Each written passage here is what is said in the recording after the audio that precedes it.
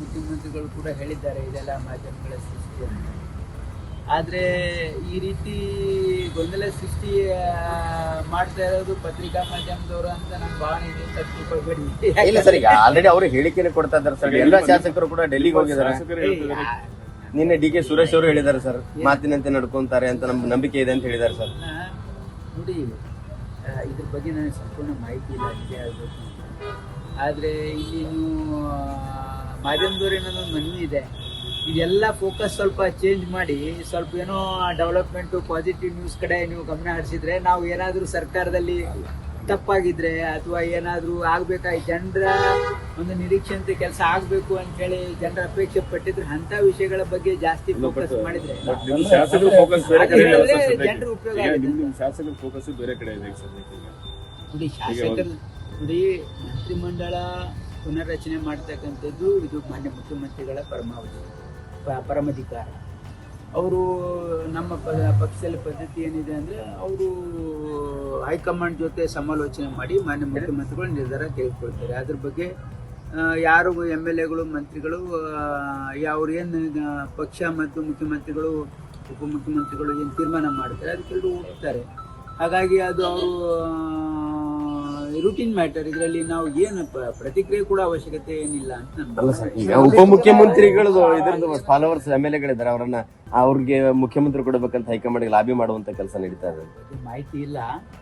But ಇವೆಲ್ಲ ಏನು ಇದ್ರ ಬಗ್ಗೆ ನೋಡಿ, ನನಗೆ ಸ್ಪಷ್ಟವಾಗಿರ್ತಕ್ಕಂಥ ಮಾಹಿತಿ ಇಲ್ಲ. ನಾನು ಕಲಬುರಗಿಯಲ್ಲಿ ಇದ್ದೀನಿ, ಬೆಂಗಳೂರಲ್ಲಿ ಏನಿದ್ದೀನಿ, ಯಾರು ಹೋಗಿದ್ದಾರೆ ನನಗೆ ಮಾಹಿತಿ ಇಲ್ಲ. ಅಲ್ಲ ಸರ್, ಹೈಕಮಾಂಡ್ಗೆ ಕಲಬುರಗಿಯಲ್ಲೇ ಇದ್ದೀವಿ, ಹಾಗಾಗಿ ನನಗೆ ಗೊತ್ತಿಲ್ಲ ಯಾವ ಶಾಸಕರು ಹೋಗಿದ್ದಾರೆ, ಎದಕ್ಕೆ ಹೋಗಿದ್ದಾರೆ, ಏನೇನು ಬೇರೆ ಬೇರೆ ಕೆಲಸಕ್ಕೆ ಹೋಗಿರ್ತಾರೆ. ನೀವು ಇದಕ್ಕೆ ಅಂತ ಬದಲಾವಣೆ ಆಗ್ಬೇಕಾ? ನೋಡಿ, ನಾವು ಯಾವುದೇ ಅಭಿಪ್ರಾಯ ಕೊಡ್ತಕ್ಕಂಥದ್ದು ನಮ್ಮ ಕೆಲಸ ಅಲ್ಲ. ಇದು ತೀರ್ಮಾನಗಳು ಮಾಡ್ತಕ್ಕಂಥದ್ದು ಪಕ್ಷದ ಹೈಕಮಾಂಡ್ ಮಟ್ಟದಲ್ಲಿ ಮತ್ತು ನಮ್ಮ ಮುಖ್ಯಮಂತ್ರಿಗಳು ಉಪಮುಖ್ಯಮಂತ್ರಿಗಳು ಅವ್ರು ಏನೇ ತೀರ್ಮಾನ ಮಾಡೋದಿದ್ರೆ ಅವರೆಲ್ಲ ಕುರಿತು ಸಮಾಲೋಚನೆ ಮಾಡಿ ಅವರು ತೀರ್ಮಾನ ಮಾಡ್ತಾರೆ. ವಿನಃ ನಮ್ಮ ಅಭಿಪ್ರಾಯ ಅಥವಾ ನಾವೇನ್ ಹೇಳ್ತೀವಿ ಅಂತ ಹೇಳೋದು ನೀವು ಕೇಳೋದು ಸಮಂಜಸ ಅಲ್ಲ, ನಾವು ಅದು ಹೇಳೋದು ಸಮಂಜಸ ಅಲ್ಲ ಸರ್. ಹೈಕಮಾಂಡ್ ತಮಗೆ ನಮ್ಮ ಭಾಗದ ಇರೋದನ್ನ ಆತ್ಮೀಯ ಇದ್ದಾರೆ ಸರ್.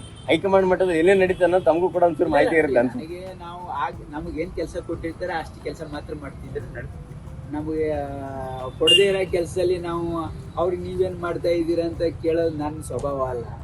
ಹಾಗಾಗಿ ಹೈಕಮಾಂಡು ಇವತ್ತು ಮಾನ್ಯ ಖರ್ಗೆಜಿಯವರು ಮತ್ತು ರಾಹುಲ್ ಗಾಂಧೀಜಿಯವರು, ಸೋನಿಯಾ ಗಾಂಧೀಜಿಯವರು, ಮತ್ತು ಅಲ್ಲಿ ವೇಣುಗೋಪಾಲ್ ಅವರು ಮತ್ತು ಸುರ್ಜೇವಾಲಾ ಅವರು, ಮತ್ತು ನಮ್ಮ ರಾಜ್ಯದಲ್ಲಿ ಮಾನ್ಯ ಮುಖ್ಯಮಂತ್ರಿಗಳಾಗಿರ್ತಕ್ಕಂಥ ಸಿದ್ದರಾಮಯ್ಯನವರು ಮತ್ತು KPCC ಅಧ್ಯಕ್ಷರು ಮತ್ತು ಉಪಮುಖ್ಯಮಂತ್ರಿಗಳಾಗಿರ್ತಕ್ಕಂಥ DK ಶಿವಕುಮಾರ್ ಅವರು, ಇವರು 7 ಜನ ಇಟ್ಕೊಂಡು ಏನು ತೀರ್ಮಾನ ಏನೇನದ ಅವ್ರು ಮಾಡ್ತಾರೆ. ಅವ್ರು ಏನು ತೀರ್ಮಾನ ಮಾಡ್ತಾರೆ ಇವತ್ತು ನಮ್ಮ ರಾಜ್ಯದ ಎಲ್ಲ ಶಾಸಕರು ಅದನ್ನು ಒಪ್ತಾರೆ.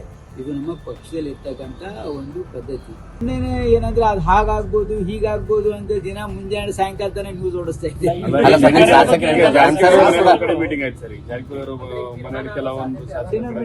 ಅವರು ಮಂತ್ರಿಗಳಿದ್ದಾರೆ, ಅವ್ರು ಬೇರೆ ಬೇರೆ ಪಾಪ ಶಾಸಕರಿಗೆ ಗ್ರಾಂಟ್ ಕೇಳಕ್ಕೆ ಮನೆಗೆ ಬರ್ತಾರೆ. ಅದಕ್ಕೆ ನೀವು ಮೀಟಿಂಗ್ ಆಗಿದೆ ಅಂತಂದ್ರೆ ನಾನು ಏನ್ ಹೇಳಕ್ಕಾಗತ್ತೆ ಹೇಳಿ.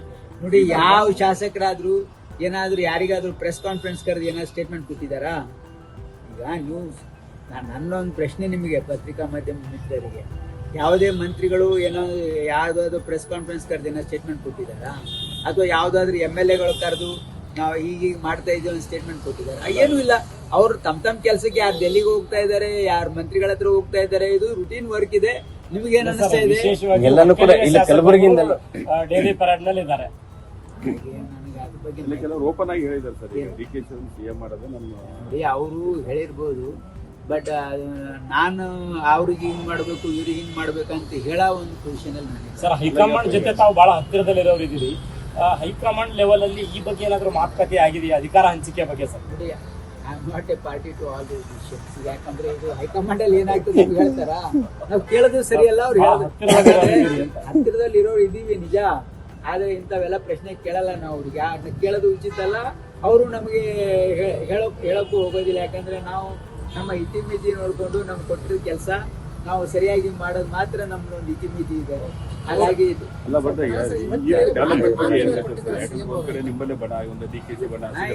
ನೋಡಿ, ರಾಜಕೀಯ ಒಂದು ವ್ಯವಸ್ಥೆಯಲ್ಲಿ ಕೆಲವು ಜನ ಮಂತ್ರಿ ರೀಶಫಲ್ ಆಗಬೇಕಾದ್ರೆ ಮಂತ್ರಿಗಳಾಗಬೇಕು ಅಂತ ಅಪೇಕ್ಷೆ ಪಡ್ತಾರೆ, ತಪ್ಪೇನಿಲ್ಲ. ಅವರು ರೀಶಫಲ್ ಆಗಬೇಕು ಅಂತ ಸಂದರ್ಭದಲ್ಲಿ ಅವರು ಹೋಗಿ ರಿಕ್ವೆಸ್ಟ್ ಮಾಡ್ತಾರೆ, ಅವರು ನಾಯಕರ ಹತ್ರ ಹೋಗ್ತಾರೆ, ಕೇಳಿದ್ರಲ್ಲಿ ತಪ್ಪೇನಿಲ್ಲ. ಈಗ ಹೋಗಿದ್ರು ಸಚಿವ ಸಂಪುಟದಲ್ಲಿ ಸೇರ್ಪಡೆ ಆಗೋಕ್ಕೋಸ್ಕರ ಹೋಗಿದ್ದಾರೆ ಹೊರತು ನಾಯಕತ್ವ ಬದಲಾವಣೆ ಅಲ್ಲ. ಅದು ನನಗೆ ಬಗ್ಗೆ